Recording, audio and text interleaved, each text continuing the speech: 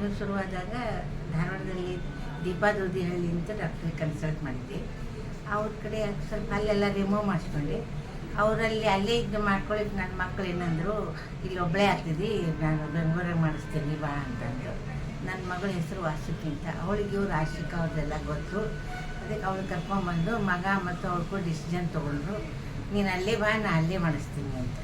ಅದಕ್ಕೆ ಅವ್ರ ಜೊತೆ ನಾನು ಇಲ್ಲಿ ಬಂದೆ. ಈ ಥ್ರೂ 2-3 ತಿಂಗಳ ಅವ್ರಿಂದ ಟ್ರೀಟ್ಮೆಂಟ್ ನನಗೆ ನಡೀತು. ಸರಿಯಾಗಿದೆ, ತುಂಬ ಚೆನ್ನಾಗಿ ಅನ್ನಿಸ್ತದೆ, ಭಾಳ ಕಂಫರ್ಟಬಲ್ ಆಗಿದೆ. 3 ದಿವಸದಲ್ಲಿ ನಾನು ತುಂಬ ಅಡ್ಜಸ್ಟ್ ಆಗಿಬಿಟ್ಟಿದ್ದೀನಿ. ಎಲ್ಲರೂ ನೋಡಿದ ಹೋಗ್ತಿದ್ದೆ, ಖುಷಿಯಾಗಿದ್ದಾರೆ. ನನ್ನ ಮಕ್ಕಳು ಸುದ್ದ ಖುಷಿಯಾಗಿದ್ದಾರೆ. ತುಂಬ ಚೆನ್ನಾಗಾಗಿದೆ. ಇವತ್ತೆಲ್ಲ ಅವ್ರ ಜೊತೆ ಎಂಜಾಯ್ ಮಾಡಿದೆ. ನನಗೆ ಭಾಳ ಖುಷಿ ಅನ್ನಿಸ್ತು. ಮತ್ತೆ ನನಗೆ ಬರಬೇಕು ಅಂತ ಅನ್ನಿಸ್ತದೆ.